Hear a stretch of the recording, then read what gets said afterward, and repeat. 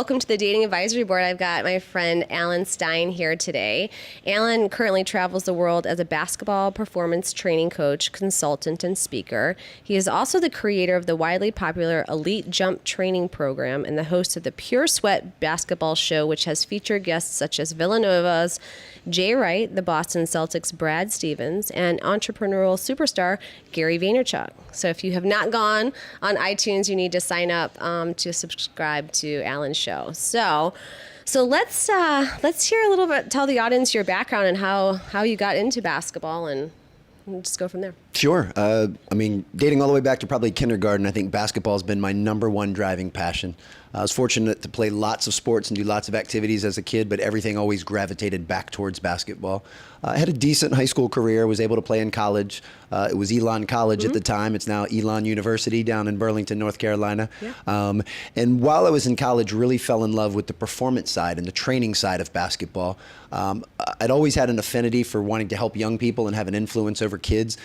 So figured, combining basketball performance with the sport that I loved and being able to help young people was the dream job for me, and really haven't looked back since, and have been very fortunate that that's how I've been able to kind of make my living. That's awesome. I mean, you really kind of had your passion, you stuck with it, and you made your life, doing that. Yeah, right? and I got in at a very interesting time. In the late 90s, there really wasn't much in the way of basketball performance. In fact, at that time, less than a third of NBA teams even had a performance consultant. So I kind of got in at a good time where not many other people were doing it, which as an entrepreneur allowed me to kind of carve my own path and get in with some really good groups and people and teams. Now it's a very packed industry. There's a lot of people in the space.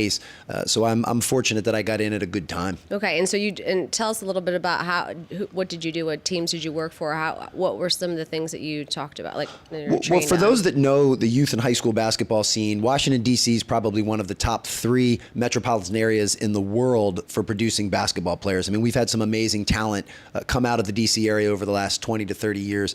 So I was able to work at some high schools, DeMatha Catholic High School, Montrose Christian, where players like Kevin Durant and Victor Oladipo went, who are household NBA names now, but I had a chance to work with them when they were younger. So that's kind of my claim to fame, is I was able to work with some of today's best players back when they were younger. And that's something I'm proud of, but a lot of it, again, is I'm just thankful to have grown up in an area where there's such basketball talent. Yeah, exactly. And the title of our show is are you coachable on and off the court, right? How important is that in business, right? And having advisory boards, and in your personal life as well, and being coachable, being able, and when you're dating someone. So talk to us a little bit about that. Do you think the sports gave you an advantage in that area because you used to being trained in feedback? And so tell us a little bit about that. Absolutely. I mean, I can pretty much draw back on a sport experience or a basketball experience that's helped me achieve everything that I've ever done in my life. Some of the best experiences, some of the best people and relationships I've made can all be drawn back to basketball. I think the first step to being coachable is having a level of humility, is admitting that you don't know everything and that you actually need some help. And lots of times that can be challenging for young people. I know that when I was a teenager and in my early 20s, I already thought I knew everything. Now at 40, I realize how much not only did I not know then, but how much I still need to learn now. But it's funny, when I'm working with players, the very first question I always ask them, I look them in the eye and say, are you coachable? And to this day, and I've worked with thousands of players, I've never had one player say anything but yes or yes, sir. And yet I've certainly had my share of players that were not coachable.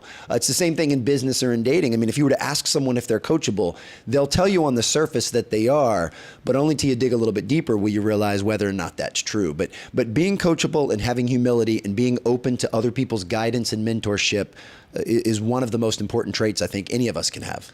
Yeah, and I think so. It's really important as well to have coaches, as we're adults. We have lifestyle coaches or health coaches, or I guess you could say the people you work out with in the gym, and the trainers, right? It should all translate, because they're only kind of helping you become better people, right? And you're surrounding yourself with those advisory boards in business and in dating. Yeah, and coaching is going to be synonymous with an advisory board, is going to be synonymous with a mentor. And I've got a handful of people in my life that I look to for direction in each of those areas of my life. I'm slowly starting to make a career transition into the corporate speaking business. And one of the very first things that I will do is hire a speaking coach. I'm fairly polished as a speaker when it comes to talking to kids and talking to coaches at clinics because I've done that for so long.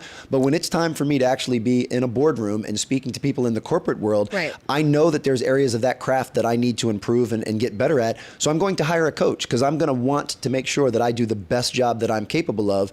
And that's why I would need a coach. The same reason that someone wants to be the best player they can be would hire me or someone else as a coach. Well, I got a referral for you, so we'll talk after. Awesome. Can't wait. after the show. I appreciate it. Now, how important is persistence and positive mental toughness to bring your dreams to a reality? What advice would you give to others? I think because I played tennis. We actually played Elon at Costa Carolina, and I think it's given me an advantage in business.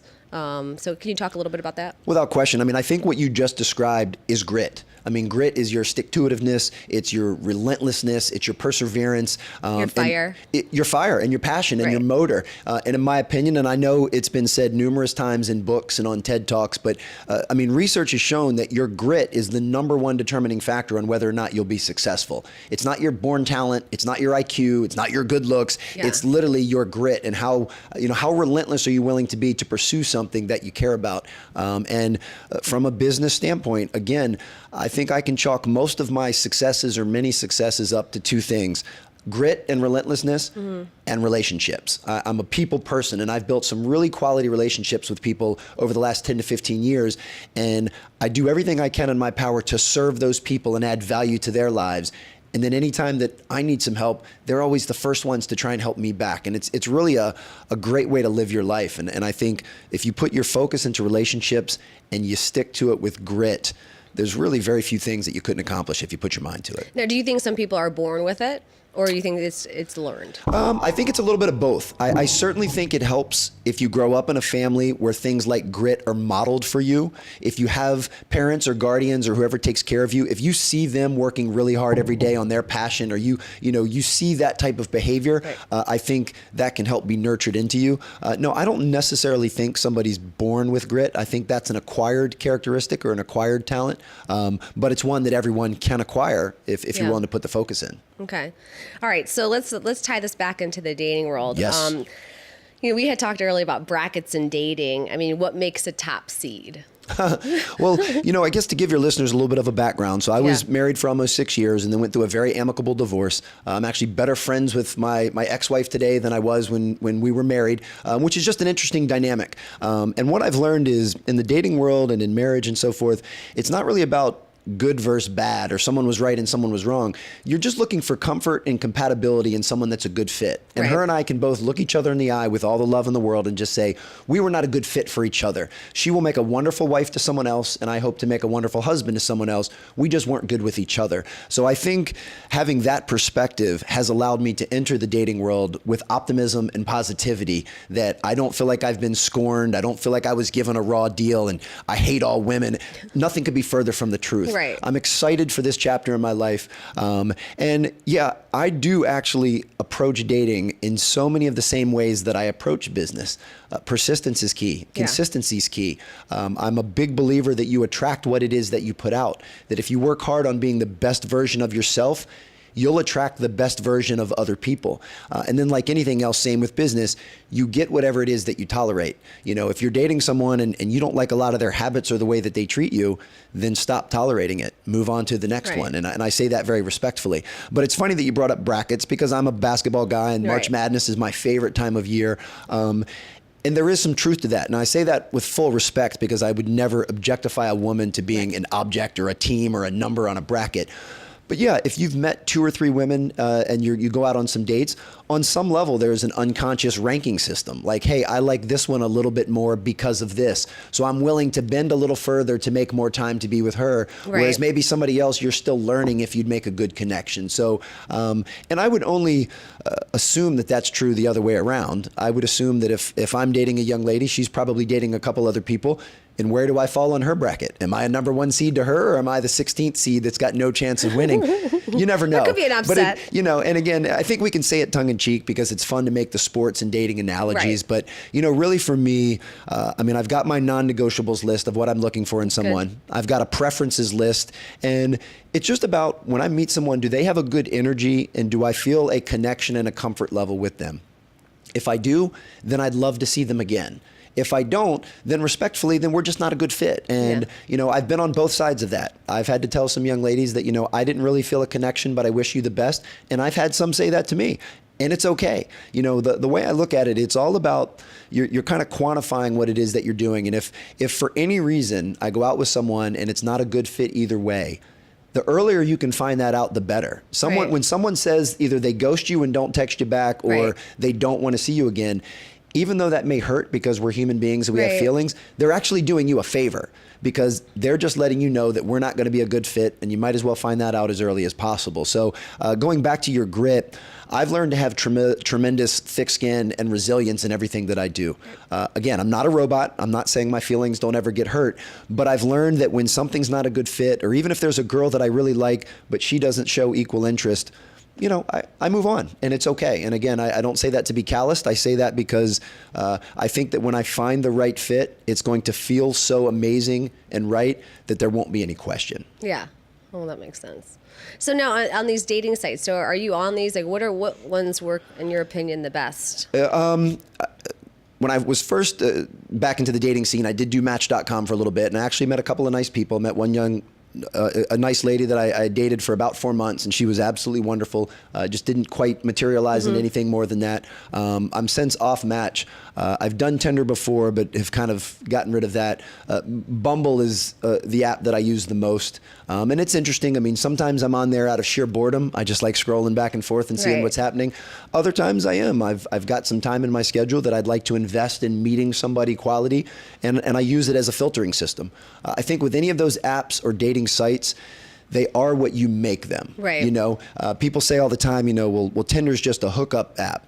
Well, if that's what you're using it for, then yes, it would be. If you're using it to find someone that you connect with, then that's what it'll be. And I think that with a lot of things. And I've had good success on Bumble. I've met some wonderful women, and again, for the most part, they fall into 3 categories. They fall into someone I have a nice connection with and I'd like to see again.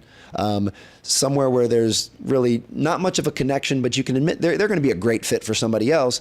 And then some that it's just kind of a dud. It's just kind of a fizzle. And I don't mean that person's a dud. I just mean that there's definitely not going to be a second date. Right. Yeah, because we just don't fit. Yeah. Absolutely. Yeah. But any of those 3 outcomes are positive. Right. You're either saying you're putting somebody in the bucket that, hey, this could be a potential partner, or they're not. And either one's positive. So I've kind of developed my own, I guess you'd say, filtering system, because time is so important. I know how busy you are. I didn't mention earlier, I am the father of 3 children. I've got twin 6-year-old boys and a 4-year-old daughter. So between that and my heavy workload, I don't have a ton of time for dating. So I want to be very strategic in how I approach it. And that's why I find an app like Bumble to be a great a filtering system to find someone that I may connect with. And then once I connect with someone, then I've kind of got a filtering system through our message exchange, what I'm looking for. And then, and again, I mean this to say it with all humility, if they pass the test, then I'd like to meet them in person. And I only say it tongue in cheek because I'm hoping that they're doing the same thing. Right. None of this is like, oh, if you're good enough to meet me out for dinner. It has nothing to do with that. It is, my evenings are unbelievably precious. And for me to go out and meet a stranger for a glass of wine, you better believe they've jumped through a few hoops to make sure that it's worth it. But what makes them pass? Like, what's on your non-negotiables? I mean, all right. So what I'm looking for in a partner, absolutely without question, aside from physical attractiveness, I think we all agree that's going to be number 1, whether people want to own that or not.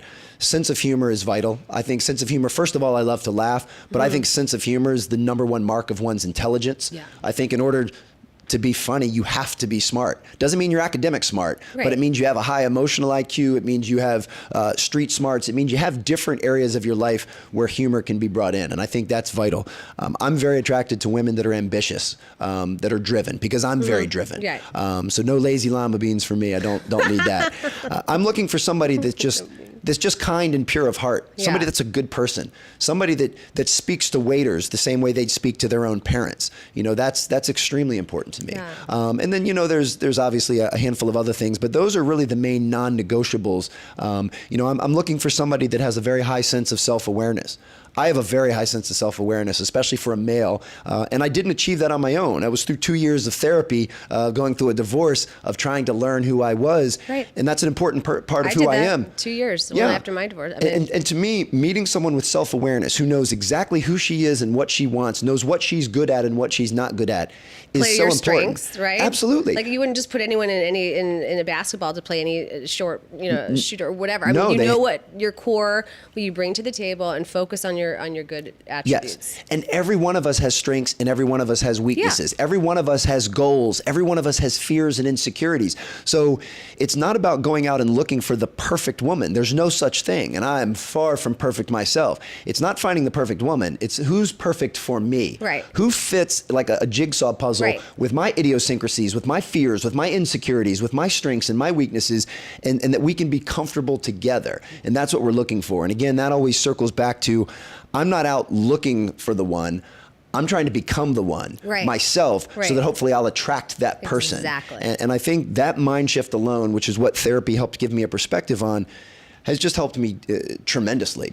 But back to what I'm looking for, the high sense of self-awareness, a high emotional IQ, with all that stuff. In order to have a true connection, and this is what I really struggled with for most of my life, is you have to be willing to be vulnerable. You have to be willing to open yourself up completely to someone, which means you're showing them your full self. And that's scary for a lot of people. Yeah. That's really scary for a lot of males, because males tend to want to hold everything in and be macho and be tough, but in order to truly connect, you have to put yourself out there.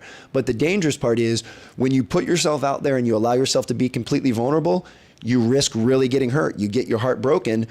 But I'm okay with that. I'm at the point in my life now, I would rather be vulnerable and try and have my heart broken several times than to feel nothing and to live a life being numb. Because I've done that for most of my life, and it's just not worth it. So I'm willing to have my heart broken a couple of times in order to find the one that makes my heart beat faster. Right. Because, can you imagine not going your whole life without feeling like that? That would be crazy. But I know people do, because you're pre-programmed. Boys aren't supposed to cry, and that's the wrong. Do you know how many?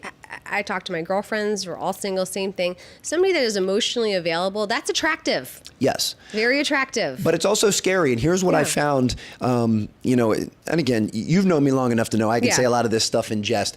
To be a male with high self-awareness and allowing myself to be vulnerable is almost like a superpower, because most males are not capable of that. And what I found, and this is something that I really need to work on internally, I've dated some girls over the last several months, and I can build a connection very, very quickly because I allow myself to be vulnerable, which means what would normally take someone 3 or 4 months to get to a certain level of emotional intimacy, I can get there in 1 or 2 dates, because I'm not afraid to share anything and everything. I just share my heart, which means I connect with people very, very quickly. And that, unfortunately, sometimes can be a bad thing, because then when you split very, very quickly, it can be painful and it's tough. But it's all part of the journey. But one thing I've learned is, and this is how I'm different in approaching dating.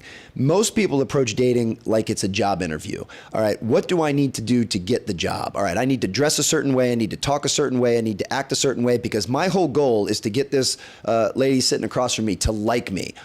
I don't do any of that anymore. Yeah. I put my best self forward, but I remain authentic. I just stay who I am. This is who I am. This is how I dress. This is what I think's funny. This is how I speak. This is how I talk to people. And if you like it, wonderful. If you don't, I'm okay with that. That just means we're not a good fit. Yeah. But the best part about being me is I'm going to find someone that really loves me for me. They're not falling in love with the act of who I'm pretending to be. And then when you finally get deeper, you realize, my representative, then you get deeper and you realize, well, this isn't the guy that I thought I was with anyway. So all I'm hoping is that the women that I'm going out with are sharing the same level of authenticity and truth that I am, and then we'll know if something's a good fit. And, now with that said, I still want to dress nicely when I'm going to go out with someone. I still want to have good hygiene. I still want to open the door for her. I want to be a gentleman. But that's who I am. Those are my real traits. I'm not putting on a facade for them. That's who I am, and I want them to hopefully like and appreciate that. But again, if they don't, I'm okay with that. Yeah. No, that's interesting. I mean, because you said in the very, we talked about a lot, and you said you set expectations early, right? And you say, okay, this is where I am, and you'd say some people would tend to forget that as it got, further along, a few more dates, and you say, hey, it may not be working out, but hey, right? We talk a lot about that in the dating world. I mean, or in the business boardroom too. I mean, you wouldn't just not talk to anyone again. I mean, Right. you can still be friends. It's not like you're dating for 20 million years or whatever the case may be, right? You never want to close a door on a networking opportunity, like No, I of said, course. right? Because you never know who they could. Hey, it could not have worked out. Could have had a nice time. You're like, yeah, not a fit, but good luck and Absolutely. right. So you're keeping that door open because you wouldn't just shut someone else down in the business boardroom when you're connecting No. or on LinkedIn. I mean, you'll link in with anybody. Right, to find out more about them. So, but what I've learned, all I can do is control myself, my own effort, my own attitude, and how I treat people. So I make sure that whether a relationship is going very, very well or it's time to end it, I treat the other person with the same respect that I would want to be treated. Right. So I'm usually very forthright in my feelings. Hey, I just don't feel a connection, but it was wonderful to meet you. I wish you the best. And that's it. And if their response to that is something negative, that's on them. I Right. can no longer worry about what they do or think. As long as I always hold myself to the highest ethical and moral standard and treat people the way I'd want someone to treat me, then that's all I can do. Once I pass the baton to them, then it's up to them. But I will say one thing from an expectation standpoint. This has really helped me. I'm very type A. I'm very driven. Like I said, I have a lot of grit. Sounds familiar. Yeah. When I used to approach dates, I would put so much pressure on them because unconsciously, this isn't anything I was thinking on a conscious level. Unconsciously, I'm thinking, oh my God, this could be the woman of my dreams that I'm going to meet. Like I would build this big pressure cooker up. Right now, on the pedestal. yeah, well, I remove all expectations. When I'm going to meet a young lady out for a drink or for coffee, the only expectation I have is I'm going to meet somebody new and I'm going to learn about their story. Right. That's it. I don't even think whether or not there's going to be a date number 2. I don't think about sex. I don't think about anything other than I'm going to meet another human being and I want to learn as much of her story as possible. Yeah. And that's it. And when you go into it with that mindset, you Or usually have fun. accomplish that. Yeah. You have fun. You meet somebody else. Even if I know in the first 30 seconds, this isn't someone that I'm attracted to their energy, I don't just get up and bolt. I enjoy the rest of the meal or the coffee Yeah. or the drink, and I learn everything I can about them because I think you learn something from every situation. And I want to hear their journey. I want to hear what they're about, even if I know that there's not going to be a date number 2. And that little mind shift of being fully present and only worrying about learning something new from someone else has taken so much pressure off of it. I enjoy dating so much more now than I did when I thought everything was this, oh my gosh, is this going to be the one? This could be my Right. future. What? Right. It's just not worth it. Now I'm just so much more laid back and I actually enjoy going out on dates with people. Even the ones that I don't want to see again, I still Right. have a nice evening with Right. or a nice cup of coffee with, and it works out just fine. So I think for me, that mind shift has helped me tremendously. Just focus on being the right one, being authentic, and learning about somebody new whenever you go out. And you can't lose. Okay, so that's true. So there's one day when you were on Bumble and you have this funny number that after 23 stripes or swipes that, and I call you swipe or no swiping. Yeah. So tell me a little bit about like what's the number with 23 and like what makes a profile stand out to you?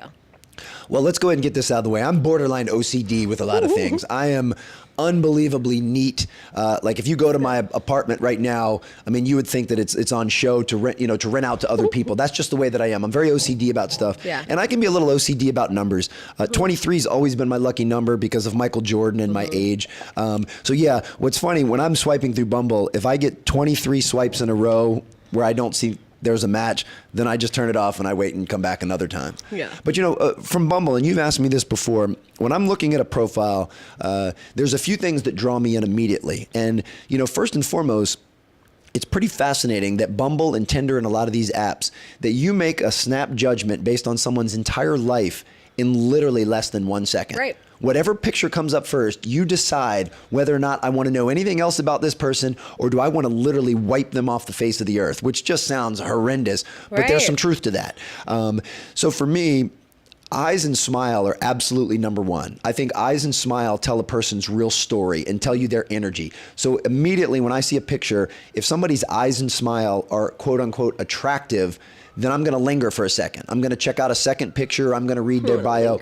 Yeah, but it's eyes and smile. Right. But I'm amazed at how many women don't smile in their pictures, or they cover their eyes up in sunglasses in every single picture. Or they're grainy. Yeah. So for me, Right. I'm going to swipe right away. So there's two things you can look at. One, what am I actually attracted to? And I have my own physical attractions like anybody else does, and eyes and smile, and are they fit, and all that stuff. But more importantly, and this is going to sound crazy, this is where it kind of goes to on a business, going down a business trail. First of all, are they taking a good picture? Is it blurry or is it crisp? Right. Is there decent lighting, or does it look like they're in a cave? Are they framed well? Can I see their entire face, or do I only see their left eyebrow? Like, it is amazing how many times someone doesn't even put a decent picture in. And now we all have pictures that you look back on. It might be a few years old and you're like, man, I look really good in that picture. So I totally understand if in someone's profile, one of their pictures might not be the most recent because that's their favorite picture of all time. That's cool. But other than that, the pictures should be within the last 6 months at the very least. Yeah. They should have good lighting, they should be framed well, and they should be in HD. It's 2016. Having a picture that looks like Bigfoot because it's so grainy is just unacceptable in today's day and age. So in my opinion, and I'm sorry if this sounds rather self-righteous, if in 2016 you can't even put a quality picture online, regardless of what you look like, I don't know that this is going to work. I mean, I think that's a sign, first of all, I don't want to say of your intelligence, but on whether or not you care enough to put your best image forward. Right. Now, I'm not saying that everyone needs to go to Sears and get glamour shots to be put on their profile, but you should be able, I mean, worst case scenario, go to your friend or your roommate or your brother and say, hey, can you take a picture of me? Yeah. I need it for this site. Right, here's my phone. Yeah, Push the because button. people are judging you on that. Right. So that's certainly something I look at. I read the bios. I want to know, because usually if the bio has something witty or has some type of sense of humor, that's a plus for me. And that's the only other way that I'll be able to know. So those are just some of the things that I look at. And, when you swipe right, and then there's a connection, you do get that instant adrenaline rush. Yeah. Like, it's a pretty cool feeling. But plenty of times I swipe right and there's no connection, which means either they saw me and didn't like me, or they haven't come across my profile. But again, you have to have thick skin. I don't expect everyone that I like in the world to also like me. That's okay. Like, I'm comfortable with who I am, and I can deal with that. But I find Bumble to be a fascinating way to connect with people. I find it interesting that when you do connect, how long does it take someone to reach out? Because as you know, on Bumble, the female has to be the one to message first.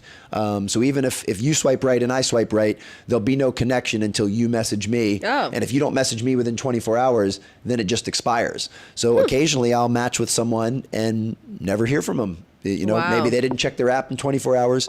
Who knows? Right. But all of it has helped, again, me develop this dating thick skin and some resilience. And if nothing else, just makes me even more self-aware of who I am and how I'm doing as I'm navigating this game. Yeah. Oh no, that's awesome. I know that you sent me this article about how people should be, practicing dating, just because, when you meet the right person, you have that in the back. Well, everything is about getting reps. Right. Now, I have literally, without question, done 200 interviews as far as basketball performance work. This is my very first interview talking about dating. Well, thank you. But I was unbelievably excited to do it, not only because I'm passionate about the topic, because it gives me practice. Right. You have to practice dating to get good at it. And I know that sounds crazy to people, but especially if you've been married for a while. Let's say you've been married for a decade. You've not gone out with anyone else for 10 years. You better believe that your dating skills are going to be a little rusty when you get back out there. I sure know mine were. So you have to go on some dates. You have to get used to interacting with people in that type of setting. I'm very comfortable around people. I'm very comfortable in front of coaches and players. But when I got back out in the dating world, there was definitely some rust on my game. That's okay. Your game. So you got to get some reps. Everything is about reps. And I think the more you practice being yourself, practice being authentic, practice being self-aware, practice going out and having coffee with someone where your only objective is to learn about them and their journey, then you get better at it. And I know it sounds really crazy because I don't consider it a sport. I'm better at dating today than I was a year ago when I first started. just because I've practiced Right. and I've learned what things work well Right. over coffee and what things don't. So you're talking about practice. Everything is about practice. You got that right. Okay, so we have a few more minutes, but Sure. so tell us like what you're working on and how people can get in touch with you. So as I mentioned, right now, I've made the basketball performance space my home for the last 15 years and trained players to jump higher and run faster and improve their athleticism. Now for me, the next chapter in my life, in addition to dating, will be to take everything I've learned, all of the life lessons that I've learned through basketball from some of the best players and coaches in the world, and transferring that into the corporate world, where I can teach corporations and organizations how to improve their culture the same way that Kobe Bryant would improve culture with the Lakers, the same way Greg Popovich or Coach K would improve culture with their teams. And I'm excited for that. And that will be a new chapter for me. But it's something that I'm really looking forward to the challenge. Currently, everything anyone would need from me is through Pure Sweat Basketball. So at Pure Sweat on any of the social handles. My email is alan@puresweatbasketball.com. But a lot of that will start to transition into a new site and a new platform when I'm fully entrenched in the speaking world. But I've always embraced social media. I think that's one of the reasons that I feel more comfortable doing the online dating thing is because I've put my entire life online for the last 10 years and have no problem with it. I'm fully transparent. So for me, it makes it a little bit easier. So I use social media as a way to meet people, to share, to learn. And again, my dating philosophy is really just an extension of that. Okay, well, that's awesome. Well, yeah, make sure if you've not signed up for his iTunes podcast, make sure you go to Pure Sweat Basketball and download. It's really, really good. Well, thank you so much, Alan. I really appreciate you being on the Dating Advisory Board and providing all your knowledge. So Absolutely, my pleasure. Thank you so All right, much. take care.